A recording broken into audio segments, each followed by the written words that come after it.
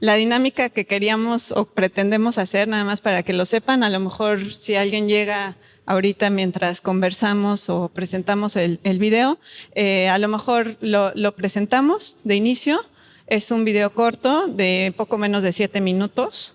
Después vamos a conversar y si alguien llegó en el proceso, lo podemos volver a correr. También personalmente me parece que es tan complejo que puede ser muy valioso volver a digerirlo al final y además tiene una buena duración, ¿no? Va a ser una muy, muy breve introducción. Creo que también va a ser muy afortunado para los que estamos aquí escuchar a Marco ampliar más allá de generación, que es el título de este trabajo, sobre su práctica en general. Entonces, esta introducción tiene la intención de ser muy, muy breve. Marco nació en Cuba y es fundador del colectivo Los Carpinteros. Ahora trabaja de manera individual y creo que también es interesante traer eso a luz en un momento más.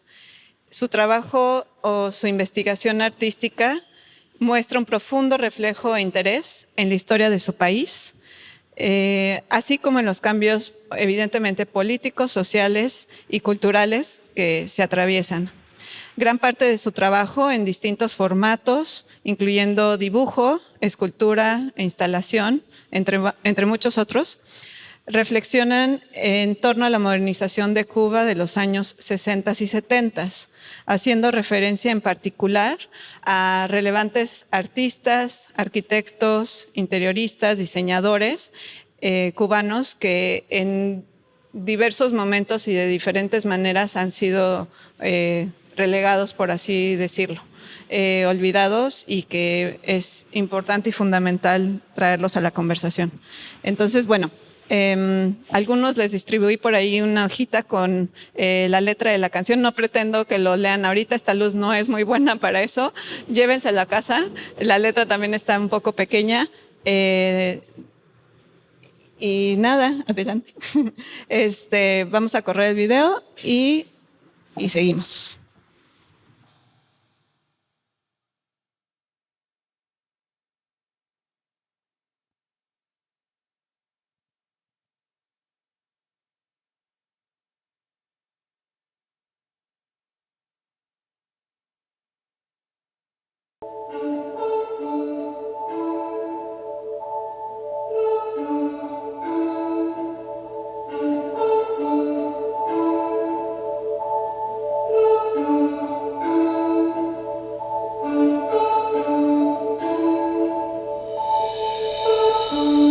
Yo te acaricié por nada, por sentirte un poco mío.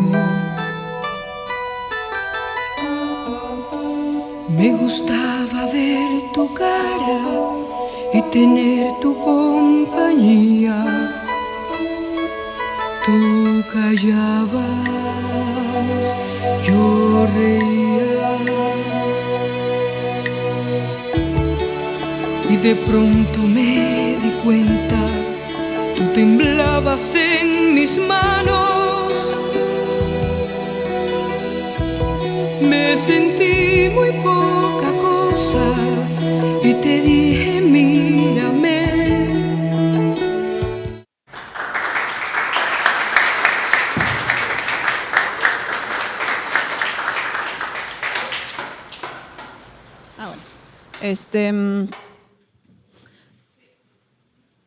Bueno, este trabajo, no sé si ya lo dije, es de 2019.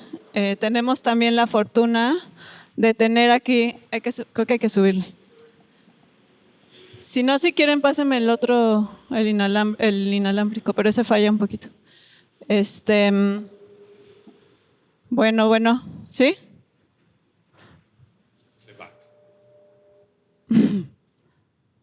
Bueno, además tenemos la fortuna hoy de tener a varias personas aquí presentes. Gracias, Harish.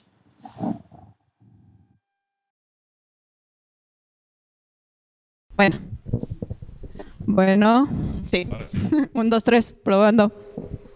Bueno, podemos empezar por conversar un poquito a nivel más general. ¿Cómo llegas a la idea de empezar a trabajar este proyecto? que supongo que no es una respuesta tan directa y que además, bueno, el guión en sí me llama mucho la atención. Me gustaría que nos contes un poco de eso. Buenas noches.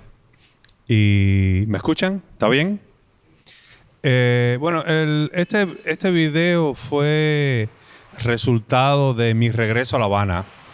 Yo estuve viviendo 10 años en Madrid y en un punto determinado me cansé, por así decirlo. Justo lo estaba hablando con acá el amigo, que me cansé un poco de Madrid. La dinámica intelectual de Madrid me agotó y tenía muchas ganas de regresar a Latinoamérica. Y el país obvio para mí regresar era Cuba. Obama estaba visitando a Cuba en esos momentos. Raúl Castro recibió a Obama. Yo dije, wow, este es el momento de regresar a Cuba. Y realmente me vine un poco antes. Y tenía la intención de reconectarme con el contexto desde el cual yo partí en algún momento. Todo mi trabajo del colectivo se había iniciado en La Habana, en el Instituto Superior de Arte. Luego el dúo, los carpinteros eran un trío al principio, luego el dúo, sobre todo, trabajamos en Madrid, la gran parte del tiempo, y en todas partes del mundo. Pero mi trabajo individual, de alguna manera, yo quería empezarlo a hacer en La Habana. Cuando llego a La Habana, había otro contexto de arte totalmente diferente. Había una generación nueva de artistas muy interesante. Esta generación de artistas intelectuales, periodistas independientes y gente que vivía en un universo completamente diferente al que yo viví cuando viví en La Habana. Y eso me interesó mucho esto.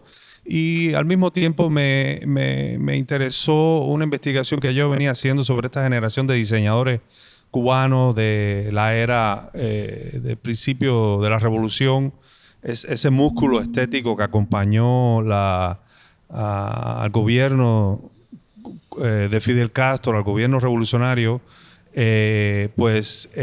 limpiarse un poco la cara de guerrilleros y darle un sabor de buen gusto, de intelectualidad. Hubo un programa grande de educación también con respecto a las escuelas de arte, las escuelas de diseño, etc. Pero hubo un movimiento interiorista, porque todos estos espacios nuevos que fueron tomados por la revolución, por así decirlo, de alguna manera, no sé cómo decirlo, porque también se puede decir que fueron confiscados, ¿no?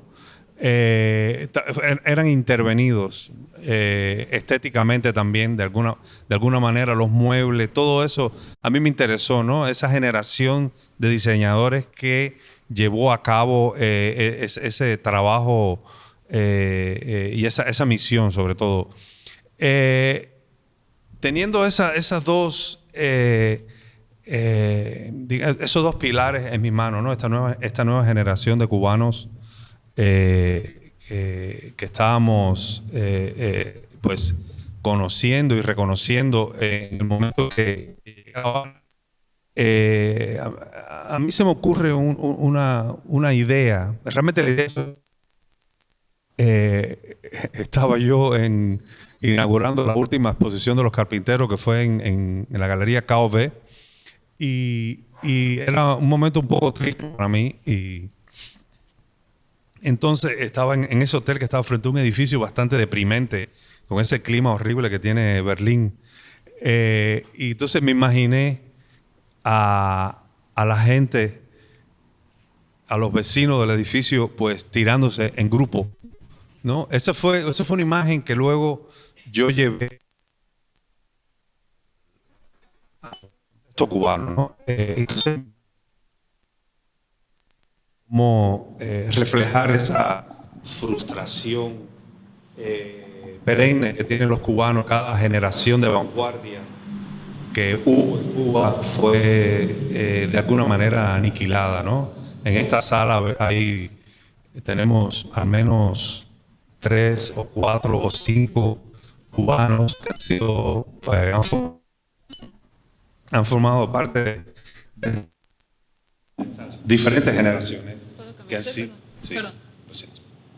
Lo siento, el volumen sube y baja. Bueno, entonces me interesaba mucho esas muertes cíclicas generacionales, ¿no? Y cómo cada generación lo enfrentó de una manera diferente. Unos pudieron emigrar, otros se quedaron en Cuba y fueron olvidados, otros fueron a la cárcel, qué sé yo. Ha habido muchas respuestas, ¿no? Pero todas encierran la muerte cultural, ¿no? Y bueno, esto es el caldo de cultivo del video. Como tú dijiste, no era una respuesta tan directa, ¿no? Exacto. Ahorita mencionaste varios elementos, pero el video tiene muchas capas y dimensiones, incluyendo, para empezar, la base en común de alguna forma, que es una canción específica. A lo mejor pudieras contarnos de esos elementos, porque hay varios elementos que nos hacen pensar en los años 70, de alguna manera u otra, pero el título del video también es singular, ¿no? Generación. Entonces tenía yo nada más en mente a lo mejor propiciar esta conversación en relación a eso. No aludes a una sola generación por lo que ya nos cuentas, pero podrías contarnos un poquito más en relación obviamente a la arquitectura y cualquier otro elemento que vemos. Sí, bueno, la arquitectura, vamos a empezar por ahí. Escogimos una casa muy interesante que está perdida dentro del barrio Nuevo Vedado en La Habana y fue diseñada por Fran Martínez. Fran Martínez fue uno de esos arquitectos importantes que logró hacer muchas obras importantes en Cuba desde los años 50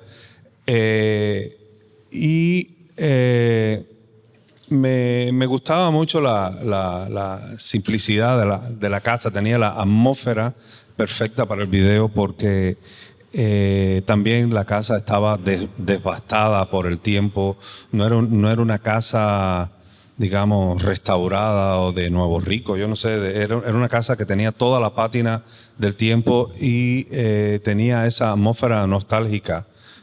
También está enclavada en el barrio Nuevo Vedado, como decía, que es como una colina y abajo está el río Almendares, por lo tanto se podía tener esos planos de lejos de la casa, porque luego una casa en el medio de la ciudad era difícil de filmar, ¿no?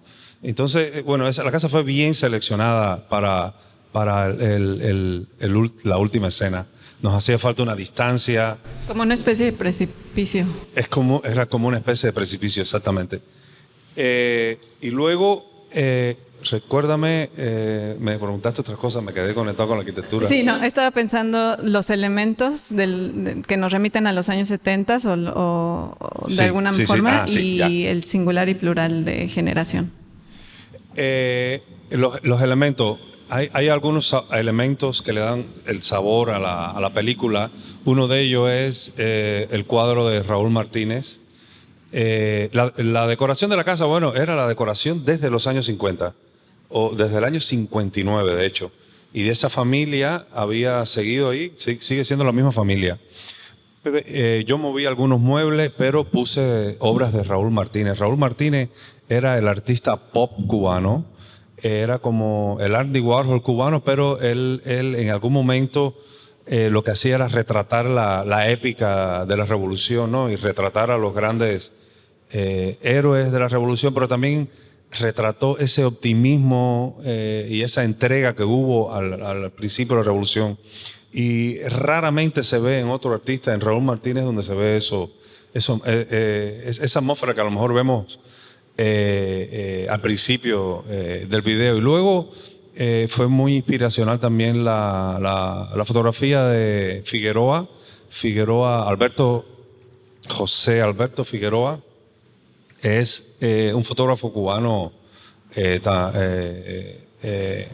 tradicional, por decirlo de alguna manera, y él tenía esa serie de retratos de muchachos cubanos hippie de los 60, 70, que en Cuba fueron bastante perseguidos los hippies. En Cuba hubo un campo de concentración que se llamaba UMAP, donde en algún momento, digo campo de concentración por llamarlo de alguna manera, ¿no? Era una especie de prisión o lugar donde vivían y eran forzados a trabajar, donde ponían a los homosexuales, a los hippies, a los religiosos, a los cristianos, a todo tipo de ismo que luego que pudiera entrar en conflicto con lo que los guerrilleros cubanos consideraban un peligro, ¿no? Al menos simbólico.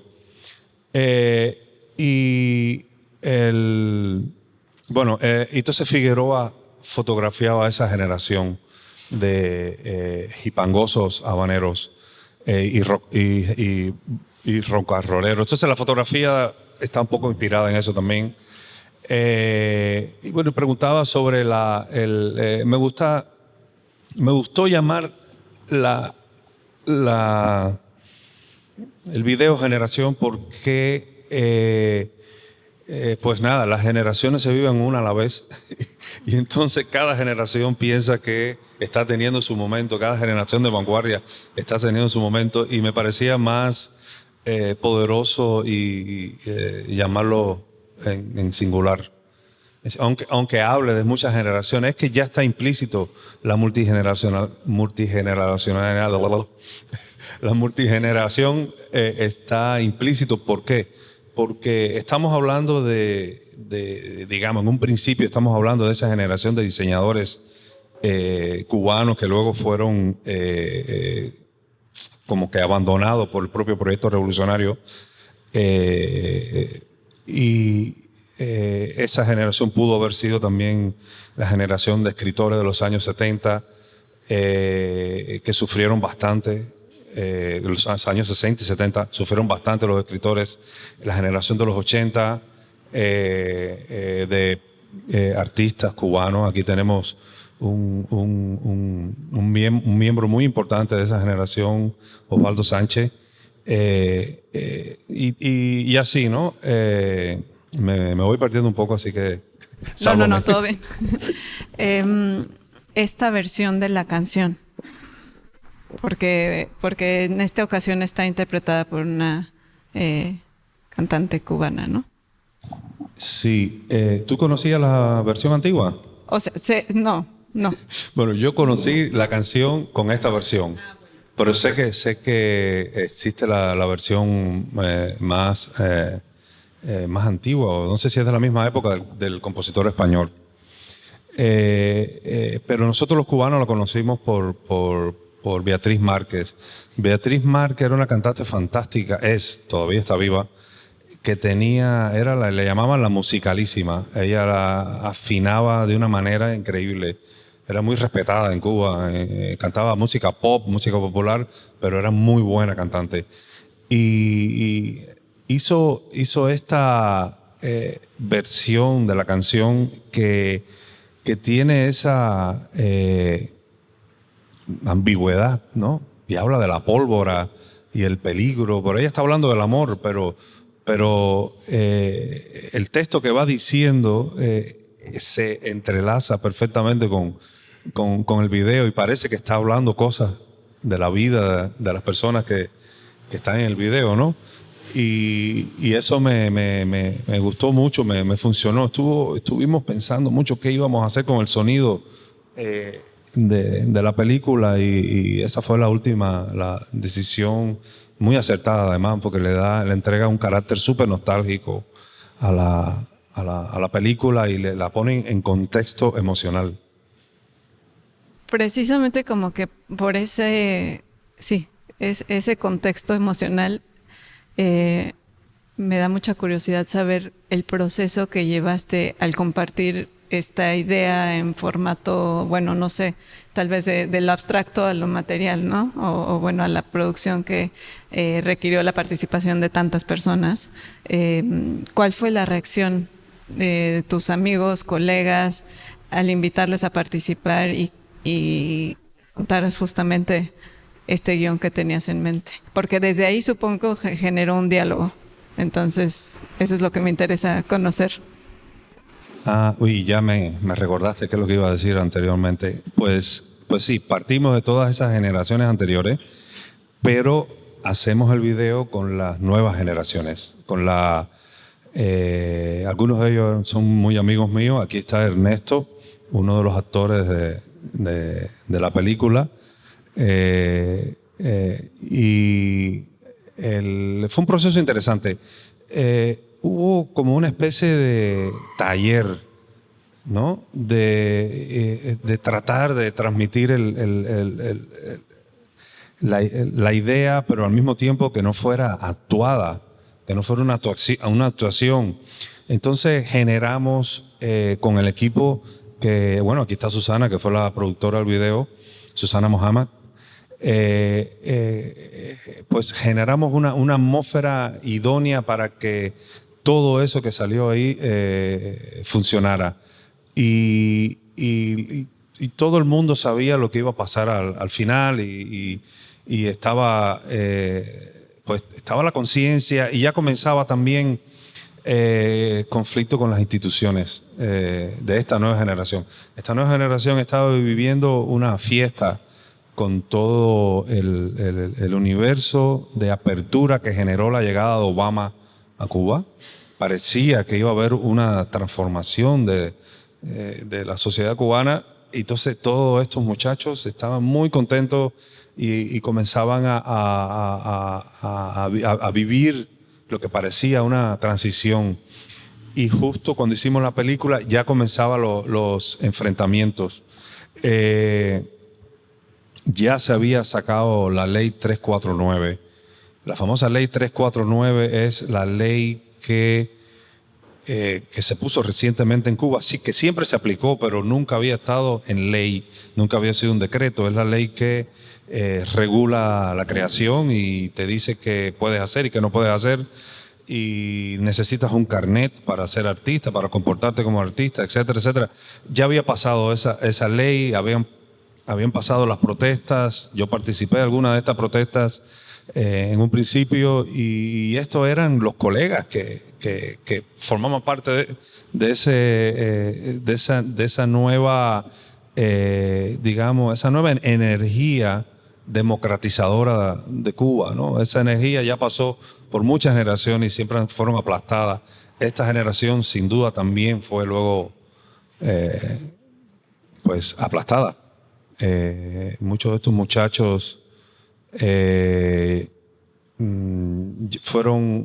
no están en Cuba.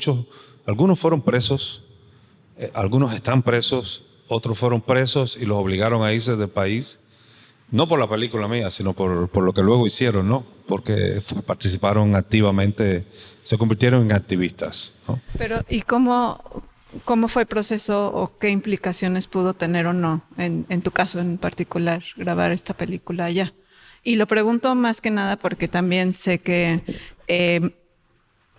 Mérida, Yucatán en general ha sido un lugar para la manifestación o la materialización de varias ideas de artistas cubanos, ¿no? Que posibilita un escenario para varias producciones importantes. Entonces, nada más como esta relación o no que pueda haber habido o tú hayas entendido en tu proceso como un impacto de generar esta película en 2019 allá, y supongo que casi que inmediatamente después venirte a vivir acá, ¿o no? Creo que la película en aquel momento se podía hacer.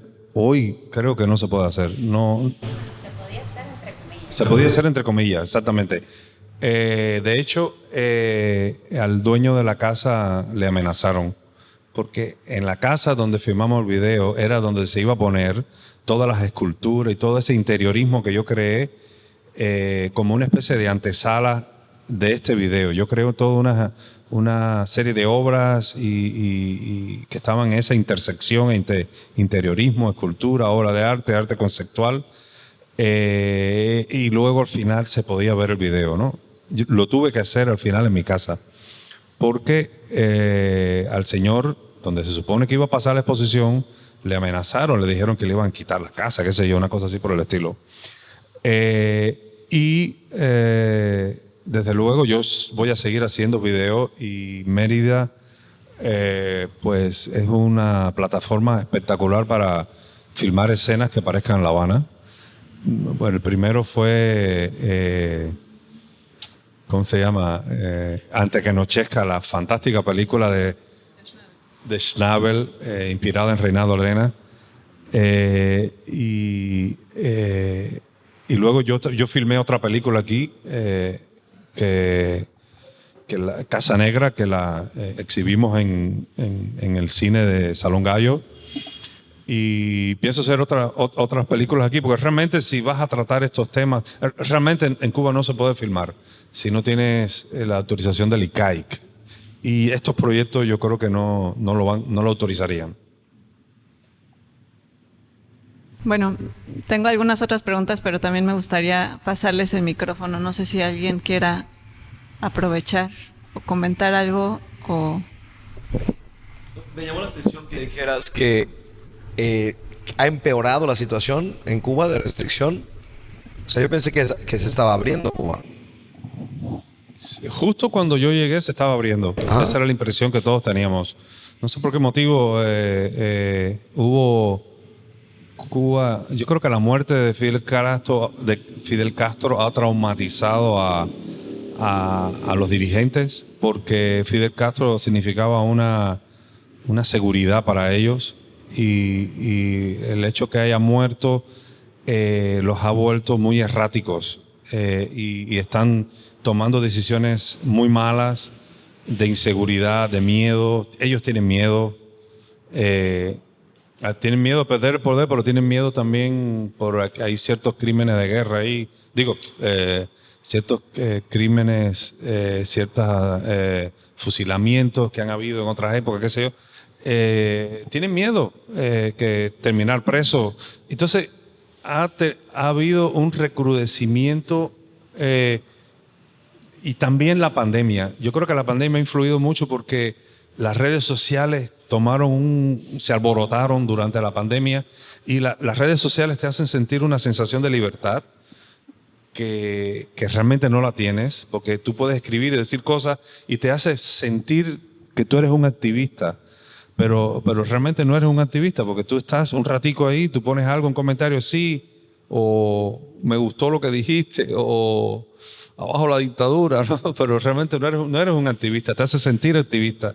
Todo eso creó como una especie de espuma que al gobierno le preocupó tremendamente, y efectivamente el resultado final ha sido cárcel con mucha gente.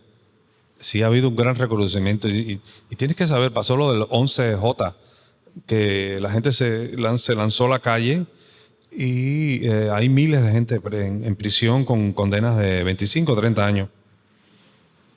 Pero bueno, ese es el background político que rodea todo esto. O sea, para mí, de cierta forma, el grupo de jóvenes en este video logra preservar su integridad, por así decirlo, ¿no?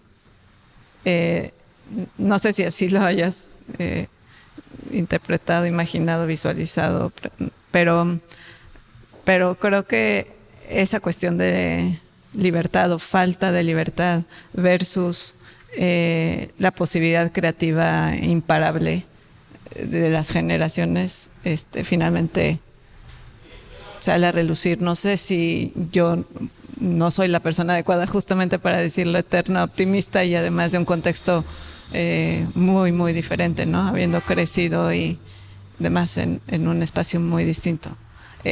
Sobre todo pensando en este material.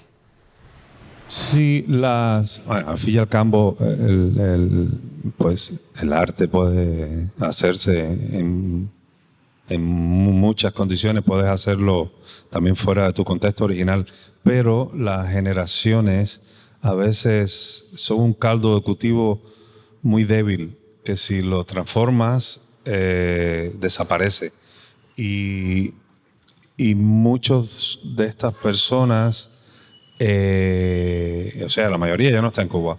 Entonces, algunos están teniendo mucho éxito como artistas. Por ejemplo, Hamlet La Bastida no le está yendo mal, está en Berlín y su trabajo va adelante. Y así, pero la generación se perdió.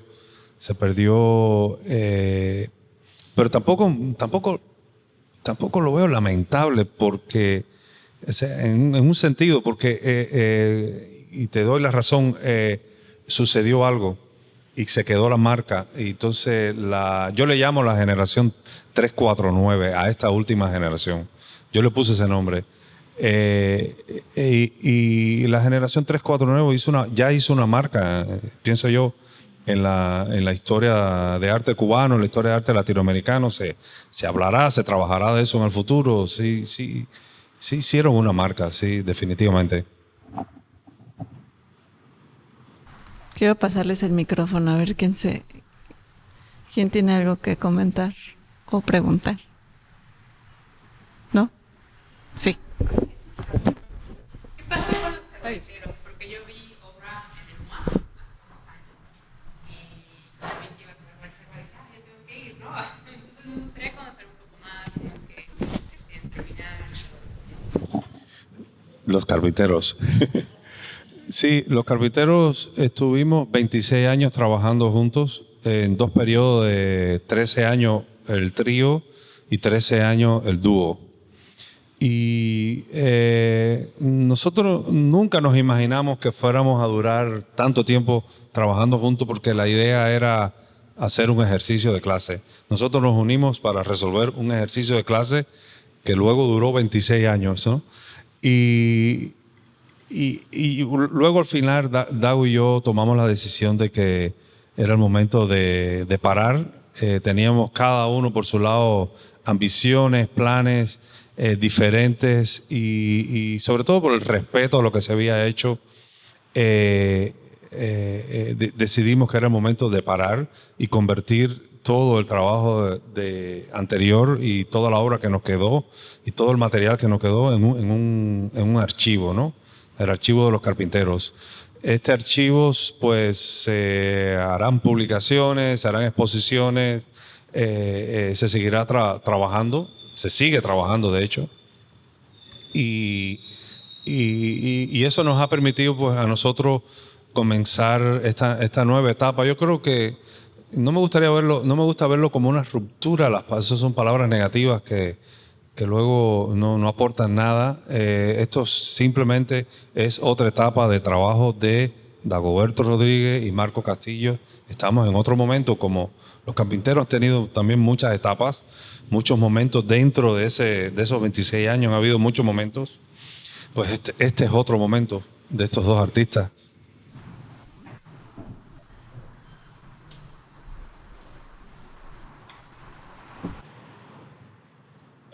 ¿Alguien más? ¿No?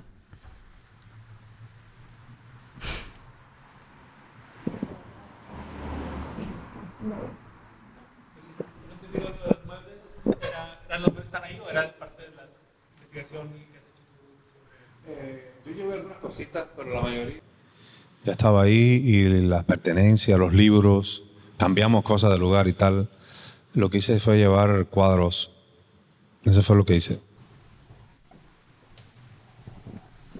Bueno, a mí me ha llamado mucho la atención este trabajo desde que me lo mostraste, porque definitivamente creo que reúne muchos de los elementos que has venido trabajando, justo hablando de no hablar de rupturas, como siento que es una continuidad orgánica de muchos intereses y enfoques en un solo trabajo. Entonces, bueno, gracias por darnos el tiempo de presentarlo aquí. Y creo que lo podemos seguir desmenuzando ahorita, cada quien en grupitos o como quieran seguir la conversación. Te agradezco muchísimo y a todos por venir también. Muchas gracias a ti por este martes de charla. De charas. Gracias. Gracias.